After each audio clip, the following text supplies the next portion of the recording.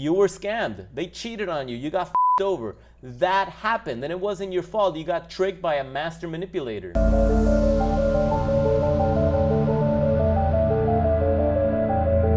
Yo, welcome back, warriors, to another exciting episode of Psychopath Exposure. My name is Kita, and if this is your first time in the channel, I'd like to welcome you to the anti-narcissist community, where we don't pull punches and we call out and expose psychopath, predators, narcissists, and toxic people. Today I want to talk about the thing that happens to all of us after a narcissistic discard. And I call it the thing because it's that thing that everyone keeps calling me about. And I call it the thing because it's the damn thing that if there was a pill that someone could take to get rid of this thing, I think it'll sell like hotcakes. And it's this thing called rumination.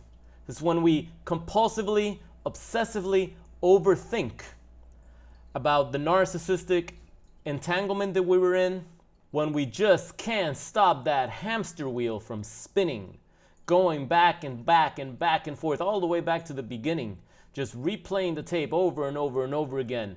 It's like we're operating on half a brain, or actually we're operating like on maybe 5% of the brain, maybe 10% of the brain if you're lucky, throughout the course of your day.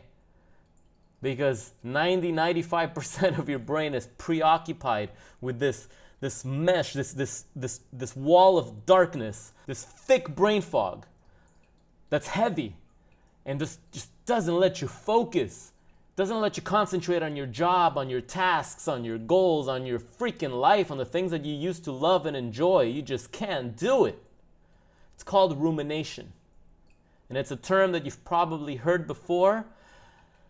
And maybe at some point in your life there was something that happened that you became a little obsessive about, something in the news that you start worrying about and overthinking. But believe me, it is nothing compared to the levels that this thing can become after you've been discarded by a psychopath narcissist. Actually, you may still be in the relationship.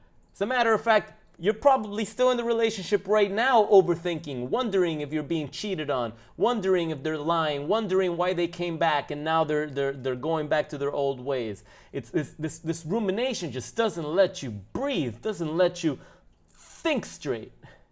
And this is one of the hardest things that you'll ever go through once you're entangled with these toxic predators. So what I really want to do is give you 7 examples or 7 reasons of how and why we ruminate so much after a nightmare like this. And honestly, the first one that comes to mind, and this really goes back to in the mornings, when you wake up in the mornings and you know how that anxiety just hits you like a ton of bricks the minute you realize that you're awake. And the reason for that is, the brain can predict the events of pretty much the shitty day that you think you're already gonna have, okay? It can already predict your actions. You're gonna get out of bed, you're gonna stumble your way to the bathroom, you're gonna take a piss, you're gonna brush your teeth, you're gonna do whatever little ritual you have. Hopefully you're flossing. You're gonna maybe get in the shower, get out, maybe get your coffee, make some breakfast. Some of you guys go to the gym, maybe you go to the gym, fasted, whatever thing that you have, you get dressed, get in the car, out you go, the same routine, you get to work, you see the same shitty people all day. Your brain has already developed that pattern. It already knows how you're gonna feel.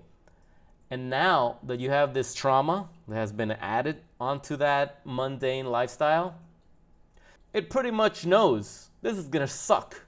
So why even get out of bed? Let's just stay under our safety blankets where we feel that we're gonna be better off. But that's not true. That's not true. You stay under those covers, you keep your eyes closed, and you know what happens? The hamster wheel. It all comes at you 1,000%. And guess what? So comes the anxiety. So comes the panic attack at the mere thought of getting out of bed. That's why I tell all of the survivors that I work with that you have to get out of bed the moment you realize that you're awake, the moment that alarm clock goes off. Do not hesitate. If anything, you do a 5, 4, 3, 2, 1 countdown and out of bed you go. Do not let the brain keep you in that predictable pattern, because you will repeat that anxious state, and your body will take that physiology that keeps you in that anxious, panicky, fearful, walking on eggshell state. You have to get out of bed. You have to get moving. But if you don't, I promise you, the brain already is on autopilot. It's already on autopilot from the night before. It already knows. It's kind of like, you know how people hate Mondays, and they will let their Sunday night turn to shit at the thought that, oh no, tomorrow is Monday. I only have a few hours left of my weekend. All of a sudden, in a split second, the brain already knows, shit, it's Monday, it's back to work, everything sucks. And this is no different. This is no different. You wake up in the morning after dealing with a narcissist, or if you're still in a relationship with a toxic person like this, and you're just gonna fall back into that. It's really like a self-fulfilling prophecy that happens. So that's the first thing that I've noticed when you're stuck in that rumination. It's this is the first thing that takes place the moment you wake up in the mornings. The second thing I wanted to talk about was also how the brain is constantly searching for answers. See, it has no answer. The narcissist has been gaslighting you, has been lying to you, manipulating you, cheating on you, and you know what's going on, but you're not completely sure because they're so conniving and they're so cunning and they're so, they're like black magicians. So the brain needs answers. It needs to understand, how could a human being do something so horrible to another human being that loved them and cared for them so much? So it's looking for answers. And if the brain does not have answers, it's going to make up its own answers. It's going to assume. You know how people say don't make assumptions? If you've read the 4 Agreements by Don Miguel Ruiz, the 3rd agreement, don't make assumptions. It is so powerful. Because for some reason, the brain tends to lean towards a negative assumption. If it doesn't know the answer, it's going to automatically, especially if you have this type of trauma and anxiety from a narcissistic discard, it's going to automatically create in your mind the worst possible scenario. Oh, what could the narcissist be doing right now? Why aren't they returning my text? Why aren't they calling me? Oh, I'm sure you guys have filled in the blanks with the worst possible scenarios, right? And a lot of times you're right, which doesn't help the cause. But not everything that we think about actually happens. As a matter of fact, 99% of the things that we fear don't ever come true. And here's the worst part. Once you've come up with all these negative possibilities, the brain then is going to attach itself to one of those negative outcomes, and then it's going to try to reason and figure that one out too. So you see how you've been tricked into overthinking a situation or a scenario that probably hasn't happened, and now you're stuck trying to figure your way out of that one? I'm telling you, it's a freaking nightmare. Which leads me to the third thing. The brain somehow wants to win. It wants to win because right now it feels like you've been gotten. You've been tricked. You've been scammed. And that's not a good feeling. It makes you feel powerless. It makes you feel helpless. This was someone that you trusted, and they scammed you like a scam artist, because that's what scam artists do. You've been conned. So the brain needs to go back and try to somehow find the silver lining in the situation, because there is a silver lining. Once you start getting over this, once you start coming out of the other side and you've done the work and you've recovered and healed, your life starts getting better than ever. It takes a while to get there, but when you get there, trust me, it is incredible, and you might even be super grateful that this situation happened. Otherwise, it wouldn't have propelled you to this better place. But if you're not there yet, you have to realize that right now the brain is trying to find some sort of light in this dark place. So it goes back in search for that light, and it creates alternate situations, alternate scenes in your mind to perhaps help you cope with the anxiety. Like, oh, maybe it's not as bad as I remember it, and then it'll go and it'll switch things around. But again, now you're skewing the truth, and you're getting away from the truth. And if you do that too much, you'll take the narcissist back when they hoover you, because you convinced yourself that they weren't that bad. So you have to be careful in trying to win. The only thing you should be trying to win over, the only thing you should be trying to conquer is this dark spell that has been cast on you. You're not going to go back and try to and pretend that you want that situation. Look, you were scammed. They cheated on you. You got fucked over. That happened, and it wasn't your fault. You got tricked by a master manipulator. But it's not about winning the battle, it's about winning the war. The long-term game is what we play here. A long-term quality of life is what we're going to start building after this little setback that we had. Because believe me, right now it feels like the end of the world, but from a higher perspective, much later, it was just a hiccup in your timeline. Now, the fourth reason why we ruminate, honestly, is because we're addicted to it. Guys, you have to understand, these narcissistic people, these psychopaths, they're like a drug, okay? And drugs are addictive. They got you addicted to themselves. Otherwise, you probably wouldn't have made the decisions that you made. You probably feel that you did a lot of stupid shit. You downgraded your lifestyle. You allowed yourself to be devalued and stepped on and walked all over and pushed around, when you know that never in your life have you ever allowed such disrespect. And never in your life moving forward will you ever allow it again. But somehow with this piece of shit, you did things that were beneath you. And it's because you were on drugs. When people are on drugs, they do stupid shit.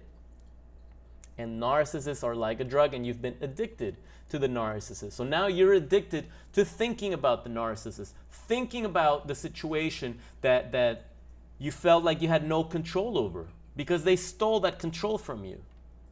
So it's an addiction. You're not used to thinking healthy thoughts right now. You're not thinking about empowerment. You're not thinking about goals. You're not thinking about rebuilding your life. Right now, the addiction, the only thing that releases that little hit of dopamine is going back and ruminating over this shit. Even though the serotonin that's released after you go back and search for that dopamine hit, it's microscopic in comparison. You do not feel better. You feel 10 times worse, 50 times worse. That's why going back and replaying the tape over and over and over again keeps you in a state of this perpetual nightmare that you just can't escape. You're feeding the beast. You're feeding it. But remember, it's just a chemical. It's just a chemical that you're addicted to. And if you start weaning yourself off of those thoughts, if you can train yourself to be aware once you've been distracted and you're ruminating and you catch yourself ruminating and you realize that you're spinning, to be able to pull away and say, okay, hold on a second. Where am I? I'm right here. I'm still breathing.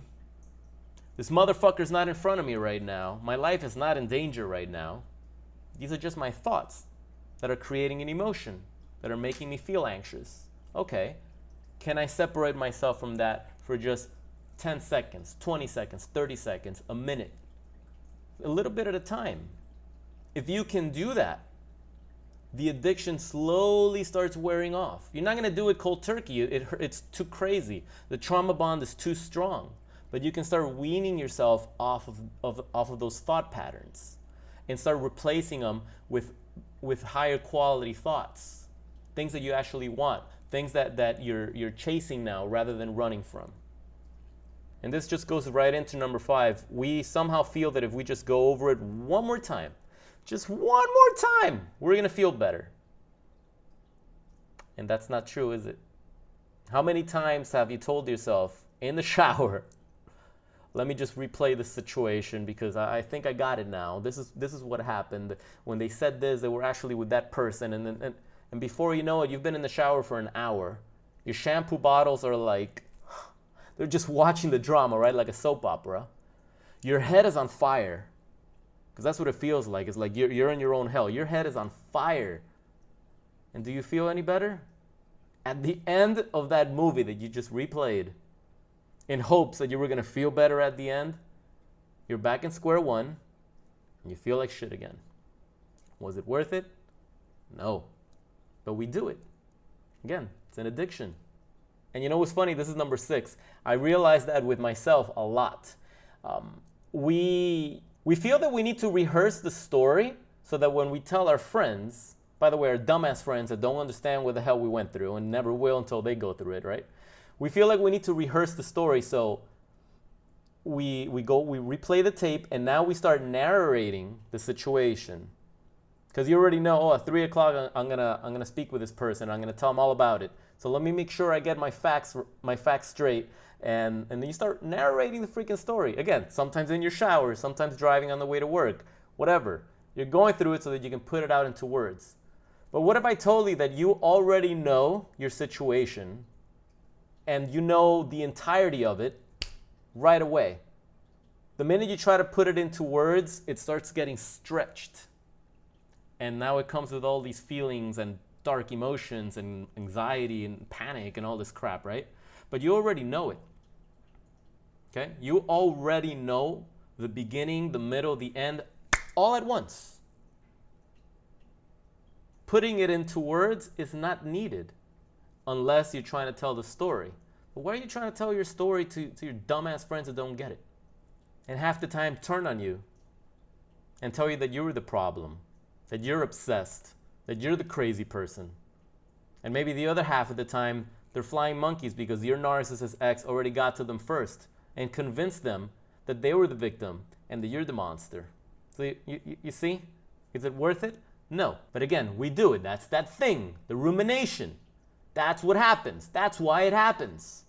It's toxic and it keeps you stuck. The brain is stuck in a perpetual vicious cycle. And that's number 7. It's stuck in this cycle that it's like a habit. It's already formed into a habit. So it's going to happen on autopilot. The only way to stop this from happening is to break the pattern. You have to do something so crazy that it breaks the habit that has formed in your brain from the moment you wake up. And this takes us all the way back to the first one. The moment you wake up, your brain has already predicted the patterns and the behaviors that you're going to exhibit on your way to work or your morning ritual. It already knows the way your day is going to go, right? So now you have that bad habit of ruminating and overthinking and obsessing. That's that bad habit, right? So how do you break it? Well, get up on the other side of the bed tomorrow. Walk backwards into the bathroom. Brush your teeth with the opposite hand. Don't have coffee. Phone someone in the morning and do not talk about your narcissist ex. Talk about some uplifting shit. When you go to work, take an alternate route or circle around the driveway on the opposite side, just for shits and giggles. When you actually get to your place of work, if there's another entrance, the back door, come in through there. Say good morning to people if you normally don't, or don't say shit to anybody. Start doing the opposite. Like George Costanza in Seinfeld, when he started doing the opposite of what he normally would do and his life just got incredible. You start doing that. You start doing that and it breaks that pattern and it forms brand new neurotransmitters in your brain, new avenues, new paths to an alternate reality that you are in charge of creating. You don't need to be stuck in this perpetual vicious cycle. You don't. You can break free if you want to. The thing is that you have to focus on it. And wherever your focus goes, that's where your energy goes. If you're still focused on the narcissist and the psychopath, it's going to be very, very hard to break from these patterns. Believe me, I was addicted to all this shit for a very long time. But once I started breaking these patterns and I started redirecting my focus elsewhere, I started catching myself when I was ruminating and actively changing my thoughts at that particular moment, right? Letting all that shit go. Focusing on something new. Oh, there it is again. Okay, we're gonna stop. We're gonna focus on this. Oh, there you are again, motherfucker. You just want to be in my head, don't you? And start talking to your thoughts like that, because remember, you are in control of your mind. The only reason you feel like you've lost control is because this psychopath has implanted their virus in your mind and has weakened you to the point that your brain said, okay, I'm taking over. So now your brain's in control. But remember, the brain belongs to you. You can take control anytime you want to. And this is how we start destroying narcissists. We take back our control. Once they no longer have the power to control us, you see them for what they truly are. They're weak. They're like the Wizard of Oz, just smoke and mirrors. So I hope this explanation helps you change the relationship with the rumination and the obsessive compulsive thinking that you've been stuck battling with for all this time. And as you start changing the relationship of it, your life is going to start changing. Your perspective is going to start changing, and it's going to help you start moving forward. Now, one of the first things you need to do is go no contact with a psychopath narcissist. So if you have not already done that and you need a little help and you need a little kick in the ass, make sure you download the free ebook that I wrote, 5 Steps of Going No Contact with a Psychopath Narcissist. And that's going to show you how to establish the boundaries. That's right, I'll say it again. The boundaries that you need to establish with these toxic predators so that you can get them out of your life and you can start clearing that brain fog that's keeping you from moving forward. And again, about boundaries. You got to establish boundaries with your thought patterns. This rumination shit, boundaries. And you can apply those techniques with your mind too, because your mind right now is very, very toxic. So you got to put those boundaries. You cannot think about the narcissist. You cannot talk about the narcissist. You're not going to go back and replay the tape 100 times. You got to start setting those boundaries, and you have to be accountable. No one's going to come save you. You have to be accountable. Okay? I'm here to help. I can hold you by the hand. I can show you what to do. I can show you what I did that worked for me. But ultimately, it's up to you. This is your test. This is your challenge that God put in your life because it knew you could handle it.